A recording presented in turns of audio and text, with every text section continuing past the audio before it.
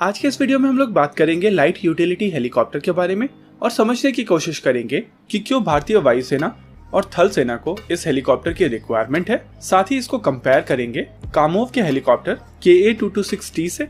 लेकिन उससे पहले बात कर लेते हैं जो लेटेस्ट अपडेट आ रही है उसको लेकर। लाइट यूटिलिटी हेलीकॉप्टर ने अपने high and hot trials successfully complete कर लिए हैं। HAL द्वारा रिलीज किए गए प्रेस स्टेटमेंट के हिसाब से ये हॉट एंड हाई ट्रायल्स 10 दिन के थे और इस हेलीकॉप्टर ने इनको सक्सेसफुली कंप्लीट कर लिया है। इस टेस्ट के दौरान इस हेलीकॉप्टर को सियाचिन ग्लेशियर और दौलत बेग ओल्डी पर लैंड कराया गया था। सियाचिन ग्लेशियर पे किए गए टेस्ट में इस हेलीकॉप्टर को सियाचिन ग्लेशियर के सबसे ऊंचे हेलीपैड्स अमर और सोनम पर लैंड कराया गया था। लाइट यूटिलिटी हेलीकॉप्टर ने अपने सारे टेस्ट पहले ही कंप्लीट कर लिए हैं और वायुसेना के स्टैंडर्ड के हिसाब से ये हेलीकॉप्टर प्रोडक्शन में जाने के लिए तैयार था। हालांकि इंडियन आर्मी की तरफ से ये हॉट एंड हाई ट्रायल्स पिछले साल रिक्वेस्ट किए गए थे और अब इनके सक्सेसफुल कंप्लीशन के बाद में ये हेलीकॉप्टर सीधे प्रोडक्शन में जा सकता है।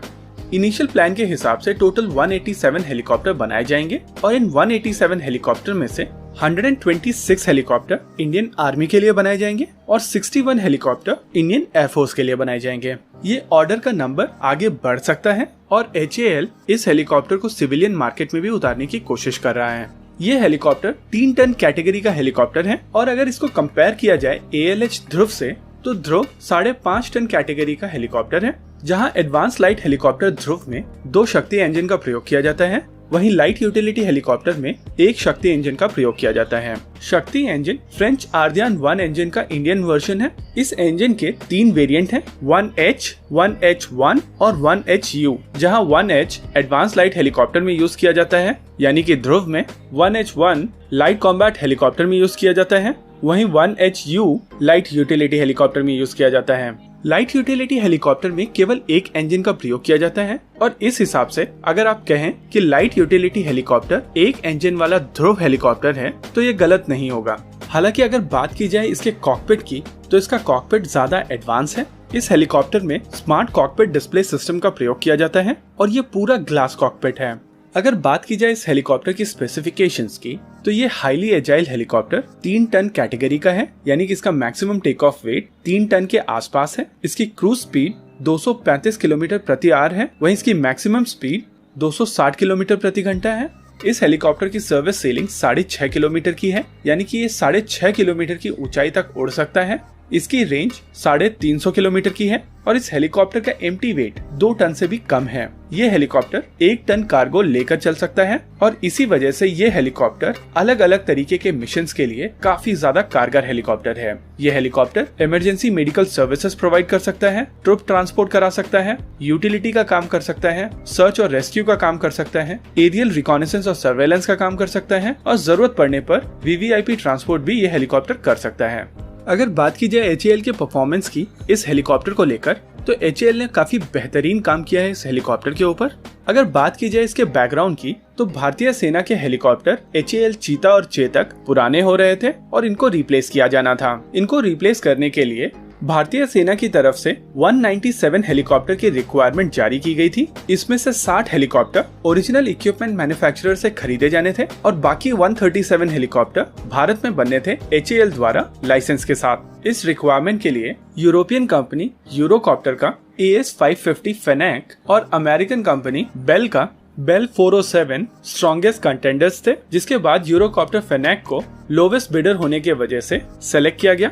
लेकिन बाद में चलकर इस चीज को लेकर करप्शन एलिगेशंस लगे, इनरेगुलरिटीज को लेकर बातें चली, जिसके चलते ये टेंडर स्क्रैप कर दिया गया और साल 2008 में एक टेंडर दोबारा फ्लोट किया गया। इस बार ये tender Agusta Westland, Bell helicopter, Eurocopter, Kamov और सिरकॉस्की को भेजा गया।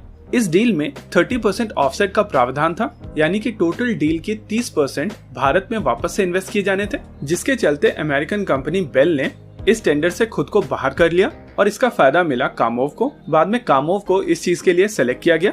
लेकिन इसी बीच HAL ने मंशा जताई कि वो भी एक हेलीकॉप्टर बना सकते हैं और साल 2009 में भारत सरकार ने इस चीज की परमिशन दे दी थी। शुरुआत में बात चल रही थी कि HAL यूरोकॉप्टर के साथ में मिलकर ये हेलीकॉप्टर बनाएगा, लेकिन साल 2010 में HAL ने कहा कि वो इस हेलीकॉप्टर को अकेले बनाएंगे और साल 2011 में इस हेलीकॉप्टर को लेकर स्पेसिफिकेशन फाइनलाइज कर ली गई और 1 साल के अंदर हेलीकॉप्टर बनके तैयार भी हो गया। साल 2013 से इस हेलीकॉप्टर ने अपनी टेस्टिंग शुरू की और साल 2017 में इस हेलीकॉप्टर ने अपनी पूरी टेस्टिंग कंप्लीट कर ली थी। टेस्टिंग के आए रिजल्ट्स के हिसाब से इसके आने वाले प्रोटोटाइप्स में थोड़े रिफाइनमेंट किए गए थे और इन रिफाइनमेंट्स के बेसिस पर अगले 2 प्रोटोटाइप बनाए गए थे। इस हेलीकॉप्टर का दूसरा प्रोटोटाइप 2017 में उड़ा और तीसरा प्रोटोटाइप जो और भी ज्यादा रिफाइंड था वो साल 2018 में उड़ाया गया। उसी साल यानी कि साल 2018 में ही इस हेलीकॉप्टर ने अपने हॉट वेदर ट्रायल्स नागपुर और चेन्नई में कंप्लीट कर लिए थे और साल 2019 में यानी कि अगले ही साल जनवरी में इस हेलीकॉप्टर ने अपने कोल्ड वेदर ट्रायल्स भी लद्दाख में जाकर कंप्लीट कर लिए थे। इस हेलीकॉप्टर के high altitude hot weather trials अगस्त 2019 में कंप्लीट कर लिए गए थे, जिसके बाद दिसंबर में इस हेलीकॉप्टर को IOC मिल गया था। हालांकि इंडियन आर्मी की तरफ से इस हेलीकॉप्टर को लेकर एक बार और हाई एल्टीट्यूड ट्रायल करने की मांग रखी गई थी, जिसको मानते हुए इसी साल 19 अगस्त को LUH के 2 प्रोटोटाइप लद्दाख पहुंचे थे और 10 दिनों तक इन हेलीकॉप्टर्स के ऊपर टेस्टिंग की गई है। इन हेलीकॉप्टर्स ने लद्दाख में अलग अलग जगहों पर अलग अलग कॉन्फ़िगरेशन में कई उड़ानें भरी हैं। इन हेलीकॉप्टर्स को सियाचिन में भी टेस्ट किया गया है और अब भारतीय सेना की तरफ से ये ट्रायल्स कंप्लीट मान लिए गए हैं। इस हेलीकॉप्टर को लेकर केवल एक चीज अभी बाकी है, वो है ऑटोमेटिक फ्लाइट कंट्रोल सिस्टम, और जब इसकी टेस्टिंग हो जाएगी उसके बाद इस हेलीकॉप्टर को FOC मिल जाएगा। माना जा रहा है कि साल 2021 की शुरुआत में ही इस हेलीकॉप्टर को FOC मिल जाएगा। इस हेलीकॉप्टर को मैन्युफैक्चर करने के लिए तुमकुरू में एक फैसिलिटी बनाई गई है और ये फैसिलिटी साल के 30 हेलीकॉप्टर बनाने में सक्षम है। साल 2023 से ये फैसिलिटी 60 हेलीकॉप्टर एक साल में बनाएगी और इसी फैसिलिटी से KA-226T भी रोल आउट किए जाएंगे। अगर कामोव के KA-226T को LUH से कंपेयर किया जाए तो दोनों हेलीकॉप्टर एक ही कैटेगरी के हेलीकॉप्टर हैं। ये दोनों हेलीकॉप्टर 1 टन का वजन उठाने में सक्षम है। हालांकि कामोव में 2 इंजन का प्रयोग किया जाता है, वहीं LUH में 1 इंजन का प्रयोग किया जाता है। जैसा कि वीडियो के शुरुआत में बताया गया था कि LUH में यूज होने वाला इंजन एडवांस लाइट हेलीकॉप्टर के इंजन का एक वर्जन है। हालांकि एडवांस लाइट हेलीकॉप्टर में यूज किया जाने वाला शक्ति इंजन LUH में यूज किए जाने वाले शक्ति 1U इंजन से ज्यादा पावरफुल है। LUH में यूज किए जाने वाला शक्ति इंजन डी-रेटेड इंजन है। इस इंजन की पावर को 1070 किलोवाट से कम करके 900 किलोवाट किया गया है। वहीं कामोव में 2 एरस इंजन का प्रयोग किया जाता है। ये दोनों इंजन 435 किलोवाट की पावर जनरेट कर सकते हैं। इसी वजह से कामोव LUH की तुलना में थोड़ा ज्यादा इकोनॉमिकल है, जिसके वजह से इसकी रेंज थोड़ी ज्यादा है। लेकिन अगर बात की जाए हाई एल्टीट्यूड परफॉर्मेंस की तो वो LUH की बेहतर है। साथ ही एक इंजन होने के कारण इसका मेंटेनेंस कॉस्ट भी कम है।